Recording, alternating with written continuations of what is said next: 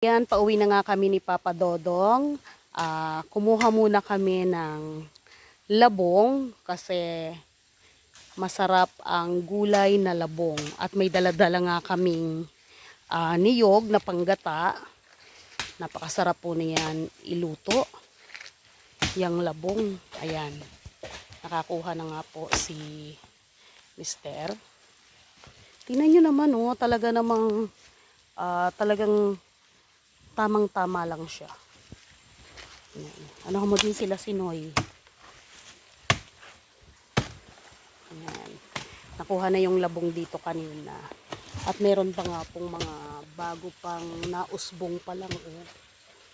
Labong. Ayan, nakatatlo na kami ng labong. Nyo dito, libre lang lahat yan. Makukuha mo siya ng libre. Ayun pa, oh. Ayun si Papa Dodong. Naghahanap siya ng dadaanan para doon sa likod. May labong doon, kukunin niya. Ito ang kawayan, oh, mga kawayan. At sa baba po nito ay sapa. Yan. Ayun. Oh, ha? Libre lang po yan dito, mga kanini. Kita nyo naman. Balatan ko na. Oo. Oh, yun, makati yan pagka ano. Ayan, kita nyo naman, oh, binabalatan na ni Papa Dodong. Ayan, ang labong.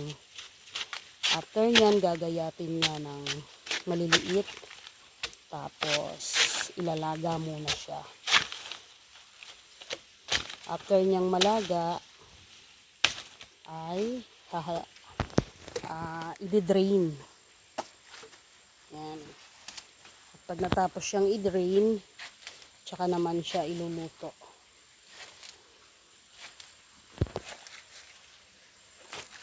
Yan. Tutok natin yung labong. Pakita mo nga tayo ang labong. O, ayan mga kanene, kita nyo naman. Talagang napakalambot. O, nakaisa na kami. Bilis lang dito. Ayan o. Yung mga nasa all over the country, ayan o. Panoorin nyo po ang aking video. Ayan, buhay probinsya, provincial life, provincia feels. Ayan, labong ni Kanene. Ayan o. Ang labong. Kuha kami ng labong. Pang ano. Maganda po ang labong sa bituka. Panlinis ng bituka. Parang papaya din po yan. Marami po tayo nakukuhang benefits sa pagkain natin ng labong. Nakakatulong po yan ang pagda-digest. Inilalabas po niya ng mga basura natin sa katawan.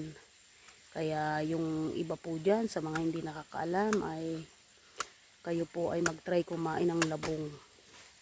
Kinabukasan po, ramdam nyo na agad. Yan. Yan. Nakaapat kaming labong. O, pwede na yan. 4 na labong.